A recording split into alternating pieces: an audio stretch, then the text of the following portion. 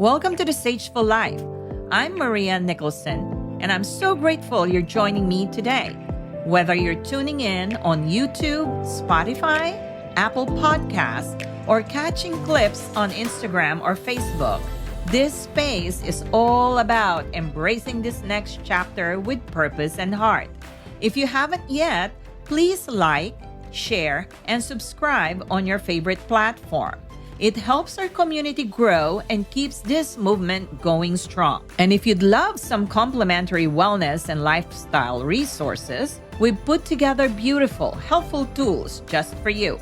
Click the link in the description below, drop in your email, and they'll be on their way to your inbox.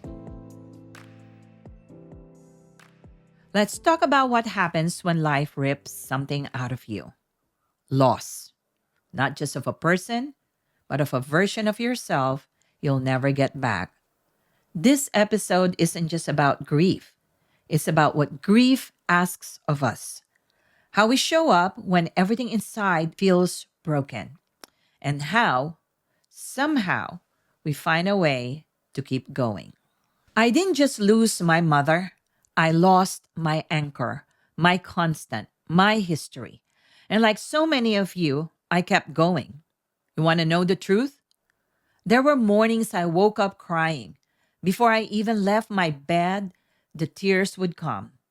Then I'd wash my face, put on my makeup, and get ready to tackle the day. Because my family needed me. My team needed me.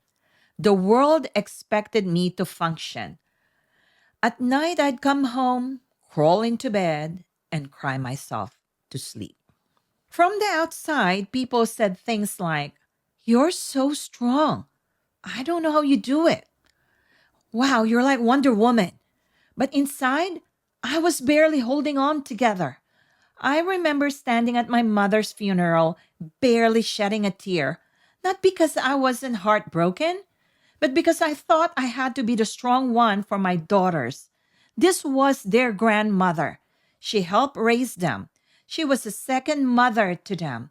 So I stood there in my tailored dress with grace and poise, but inside, I was shattered. You want to know when the tears finally came? Weeks later, in the middle of the meat section at a Filipino grocery store, I saw the trays of pork belly and short ribs, and instantly I thought of my mom. How she would meticulously pick her cuts, how she'd inspect every tray like she was auditioning them. And I remember I used to rush her, tap my foot, glance at my watch. That day, in front of the meat counter, I broke. I cried so hard I had to step away because I didn't just miss her. I missed the seconds I had rushed through, and I would have given anything to go back and just let her take her sweet time. Hey friends, everything we use and love is now linked on our website at thesagefullife.com. You'll find tools that make life safer, easier, and more joyful. When you shop through our page, it's at no extra cost to you, but we may earn a small commission. That helps us keep producing useful and empowering content for you and your family. Now, let's get back to it.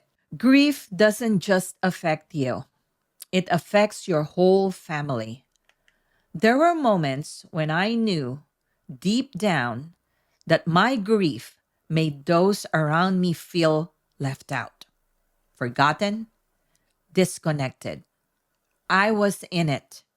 And though they loved me, they missed me. That's what no one talks about. How grief doesn't just take away the person you lost. It almost takes you away too. And the guilt of that can feel unbearable.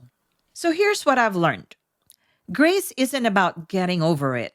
It's about growing with it. It's showing up in the world with a softer heart, not in spite of your pain, but because of it. It's allowing yourself to cry in grocery stores and still get up the next day run a business, raise a family, build a movement. Grace is the bridge between grief and growth, and it is always available to you, especially when you feel like it's not. Thank you for being here. If today's conversation inspired you, please like, share, and subscribe on YouTube, Spotify, Apple Podcasts, or wherever you're tuning in. We're building something beautiful here, and you're a big part of it.